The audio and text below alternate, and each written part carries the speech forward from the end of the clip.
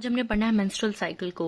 Menstrual cycle वो time है जिसके दौरान ओसाइट जो है मैच्योर होता है, उसकी ओवुलेशन होती है और ओवुलेशन के बाद वो यूट्राइन ट्यूब के अंदर एंटर हो जाता है। यानी पिछली वीडियो में मैंने आपको ओवुलेशन का प्रोसीजर बताया। ओवुलेशन का प्रोसीजर और उसका यूट्राइन ट्यूब में एंटर होना, इस तमाम टाइम पीरियड को हम मेंस्ट्रुअल साइकिल कहते हैं। याद रखिएगा मेंस्ट्रुअल साइकिल और मेंस्ट्रुअल फेज में डिफरेंस है। मेंस्ट्रुअल साइकिल का एक फेज है मेंस्ट्रुअल फेज, यानी मेंस्ट्रुअल साइकिल के 3 फेजेस होते हैं, menstrual phase, proliferative phase and luteal phase. अब ये साइकिल को, मेंस्ट्रुअल साइकिल को एंडोमेट्रियल साइकिल भी कहते हैं। दरअसल हमारे पास जो ओवरियन फॉलिकल से हार्मोन्स रिलीज हो रहे होते हैं, प्रोड्यूस हो रहे होते हैं, वो हमारे पास एंडोमेट्रियम के अंदर साइक्लिक चेंजेस प्रोड्यूस करते हैं। किस तरह करते हैं मैं थोड़ी देर बाद मैं आपको बताती हूँ। जो हमारे पास एंडोमेट्रियम के अंदर मंथली चेंजेस होती हैं, हर मंथ के अंदर एंडोमेट्रियम के अंदर चेंजेस होती हैं, उस चेंजेस को, उस तमाम साइकिल को हम एंडोमेट्रियल साइकिल या मेंस्ट्रुअल साइकिल कहते हैं। एंडोमेट्रियम दरअसल हमारे पास ओवरियन साइकिल का मिरर है, यानी जो चीजें ओवरियन साइकिल में हो रही होती है वही इन्फ्लुएंस कर रही होती है एंडोमेट्रियम के अंदर चीजों को। मतलब ओवरियन साइकिल के अंदर फॉलिकल्स मैच्योर हो रहे हैं, ओवरीज के अंदर फॉलिकल मैच्योर हो रहे हैं, उन फॉलिकल्स के मैच्योर होने की वजह से हार्मोन्स प्रोड्यूस हो रहे हैं, वही हार्मोन्स एंडोमेट्रियम के अंदर एक्ट करेंगे और एंडोमेट्रियम की हमारे पास साइक्लिक चेंजेस एंडोमेट्रियम में करवाएंगे।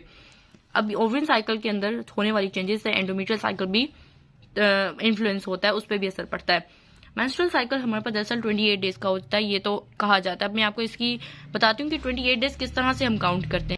ये आपको मेंस्ट्रुअल साइकिल के फेजेस दिखाए गए हैं। डे वन वो डे होता है जब मेंस्ट्रुअल फ्लो हमारे पास होता है, बिगिन होता है, जब हमारे पास ब्लड का फ्लो बिगिन होता है, हम डे 1 कहते हैं। डे 1 से 28 डेज लगाते हैं हम। 28 डेज बाद दोबारा से मेंस्ट्रुअल फेज स्टार्ट हो जाती है। पहले मेंस्ट्रुअल फेज आया डे 1 से 5 तक, फिर 5 से 14 तक प्रोलिफरेटिव आया, 14 से 27 ल्यूटियल फेज आया। अगर फर्टिलाइजेशन नहीं हुई तो इस्कीमिया हो जाएगा और 28 डेज पे बाद हमारे पास मेंस्ट्रुअल फेज दोबारा से आ जाएगा, दोबारा ब्लड का फ्लो होगा 28 डेज बाद। लेकिन अगर फर्टिलाइजेशन हो जाती है फिर क्या होता है मैं आपको बताती हूँ। अब बुक में आपके ये फेजेस और मेंस्ट्रुअल साइकिल लिखे हुए हैं। आपको पता होना चाहिए मेंस्ट्रुअल साइकिल की जो फेजेस हैं ओवरियन साइकिल की में होने वाली चेंजेस से बहुत ज्यादा इन्फ्लुएंस होते हैं। मेंस्ट्रुअल फेज के अंदर मैंने आपको पहले बताया क्या होता है, हमारे पास मेंस्ट्रुअल फेज के अंदर हमारे पास ब्लड डिस्चार्ज होता है वजाइना से, साथ ही साथ एंडोमेट्रियम की फंक्शनल लेयर भी स्लाउड ऑफ हो जाती है, फंक्शनली स्लाउड ऑफ होती है और ब्लड डिस्चार्ज होता है वजाइना से, और जिसके बाद एंडोमेट्रियम बहुत ज्यादा थिन रह जाती है। एंडोमेट्रियम थिन रह गई, और ये क्यों होता है फेज? इसलिए होता है क्योंकि फर्टिलाइजेशन हमारे पास नहीं हुई। अब मेंस्ट्रुअल साइकिल के पास प्रोलिफरेटिव फेज है। ये फेज हमारे पास 9 डेज का होता है और ये हमारे पास कोइंसाइड करता है ग्रोथ ऑफ ओवरियन फॉलिकल्स से, और ये एस्ट्रोजन से कंट्रोल होता है। इस बात का क्या मतलब है ये देखें। अब यहाँ देख सकते हैं आप, हमारे पास मेंस्ट्रुअल साइकिल और एंडोमेट्रियम साइकिल हमारे पास यूट्राइन ट्यूब के अंदर हो रहा है, यूट्रस के अंदर हो रहा है, जबकि ओवरियन साइकिल ओवरीज के अंदर हो रहा है। मेंस्ट्रुअल साइकिल के 3 फेजेस है, menstrual phase, proliferative and luteal phase. Ovarian cycle के हमारे पास ओवरियन फॉलिकल ग्रोथ होती है इसके अंदर और कॉर्पस ल्यूटियम की फॉर्मेशन होती है। जब हमारे पास ओवरियन फॉलिकल की ग्रोथ होती है तो इनकी ग्रोथ की वजह से हमारे पास कुछ हार्मोन्स प्रोड्यूस होते हैं जिसे हम एस्ट्रोजन या प्रोजेस्टेरोन हार्मोन्स कहते हैं। ये हार्मोन्स हमारे पास एंडोमेट्रियम के अंदर हमारे पास उसकी जो है वो थिकनेस को बढ़ाते हैं, उसको प्रेगनेंसी के लिए जो है वो तैयार। प्रोलिफरेटिव फेज के अंदर हमारे पास ओवरियन फॉलिकल से जो एस्ट्रोजन रिलीज होता है वो सारा काम करवाता है। एस्ट्रोजन जो रिलीज होता है वो एंडोमेट्रियम पे एक्ट करेगा और इसको हमारे पास क्या करवाएगा, थिक। यानी पहले तो थिन हो गई थी ना मेंस्ट्रुएशन के बाद, मेंस्ट्रुअल फ्लो के बाद एंडोमेट्रियम की फंक्शनल लेयर स्लाउड ऑफ हो गई थी, तो एंडोमेट्रियम तो थिन हो गई थी। अब उसको थिक करवाने का काम एस्ट्रोजन करवाएगा इन प्रोलिफरेटिव फेज। अब प्रोलिफरेटिव फेज में हमारे पास एंडोमेट्रियम थिक होती है, वाटर कंटेंट इसके अंदर आता है, इसी के साथ स्पाइरल आर्टरीज इलोंगेट करती हैं और ग्लैंड्स भी नंबर में इंक्रीज करते हैं। What are the spiral arteries? इस डायग्राम में देखें ये हमारे पास एंडोमेट्रियल दिखाई गई है, एंडोमेट्रियम। ये एंडोमेट्रियम यहाँ से यहाँ तक है, आप देख सकते हैं इसमें। ये हमारे पास एंडोमेट्रियम की फंक्शनल लेयर है और ये बेसल लेयर है। मैंने आपको पहले भी बताया था कि बेसल लेयर की अपनी ब्लड सप्लाई होती है, उसके अंदर अपनी आर्टरीज होती है जिसे हम स्पाइरल आर्टरीज कहते हैं। लेकिन आपको देख सकते हैं functional layer compact spongy layer के अंदर कोई स्पाइरल आर्टरीज नहीं है। अब देखें आप, मायोमेट्रियम, एंडोमेट्रियम की 3 लेयर्स होती हैं, पेरीमेट्रियम, मायोमेट्रियम, एंडोमेट्रियम। यहाँ पे मायो और एंडोमेट्रियम दिखाई गई है। मायोमेट्रियम के अंदर यूट्राइन आर्टरी होती है सबसे पहले, यूट्राइन आर्टरी डिवाइड होती है आर्कोइड आर्टरी में। आर्कोइड आर्टरी जो है वो रेडियल ब्रांच के अंदर डिवाइड होती है और रेडियल ब्रांच से स्पाइरल आर्टरीज निकलती हैं जो कि बेसल लेयर में हम देख सकते हैं।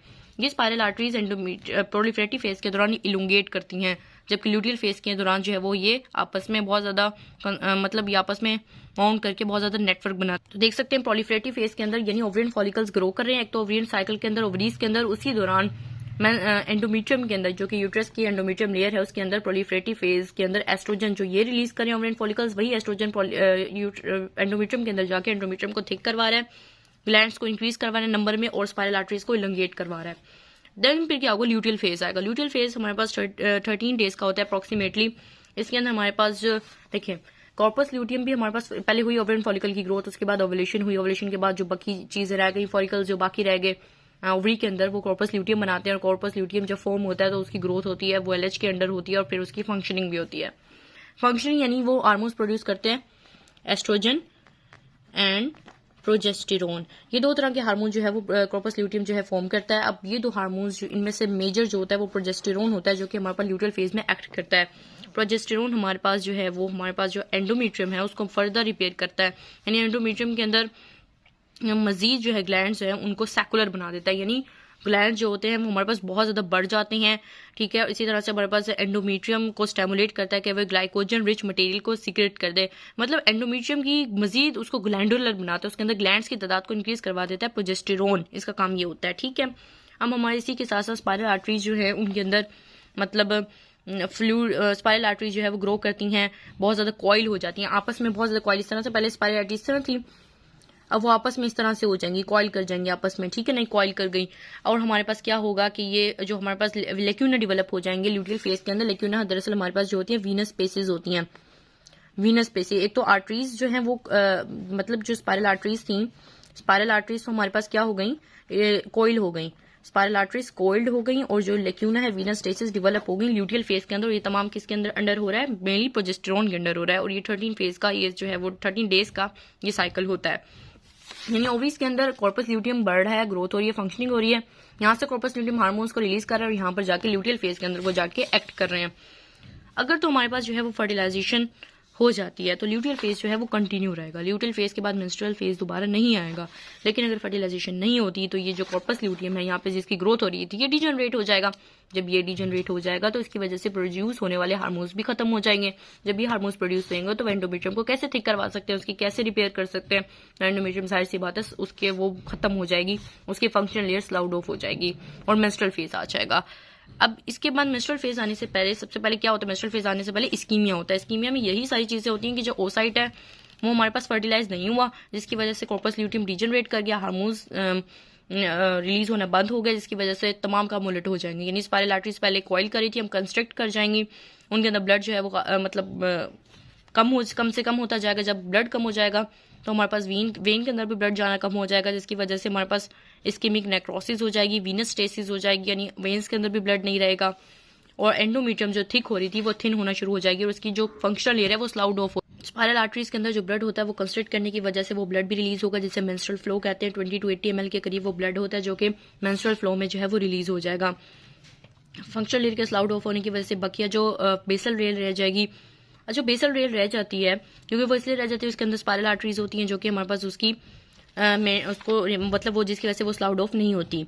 अब ल्यूटियल फेज आ गया, ल्यूटियल मेंस्ट्रुअल फेज आ गया, मतलब ल्यूटियल फेज तो कंटिन्यू नहीं किया ना क्योंकि हमारे पास फर्टिलाइजेशन नहीं हुई, ये मेंस्ट्रुअल फेज दोबारा आ गया। अब हमारे पास क्या हुआ, मेंस्ट्रुअल फेज में दोबारा एंडोमेट्रियम जो है वो थिन हो गई थी क्योंकि सारा हमारे पास फंक्शनल लेयर स्लाउड ऑफ हो गई, एंडोमेट्रियम थिन हो गई, स्पाइरल आर्टरीज कंस्ट्रक्ट कर गई, वीनस स्टेसिस हो गई। अब हमारे मेंस्ट्रुअल सेल के बाद दोबारा प्रोलिफरेटिव फेज आएगी तो दोबारा एंडोमेट्रियम जो है वो थिक हो जाएगी, दोबारा से उसके अंदर तमाम वही चीजें होंगी जो कि मैंने आपको पहले बताया। लेकिन अगर फर्टिलाइजेशन हो जाती है तो जाहिर सी बात है जाइगोट क्लीव होगा, ल्यूटियल फेज ही कंटिन्यू करेगा, मेंस्ट्रुअल फेज नहीं आएगा, फिर दोबारा से ल्यूटियल फेज के ही कंटिन्यू करेगा और कॉर्पस ल्यूटियम भी डिजनरेट नहीं होगा, कॉर्पस ल्यूटियम भी डिजनरेट नहीं होगा। और ये कौन करवाएगा, एससीजी एक हार्मोन होता है ह्यूमन कोरियोनिक गोनेडोट्रोपिन हार्मोन। तो ये तमाम हमारे पास था मेंस्ट्रुअल साइकिल के फेजेस के बारे में।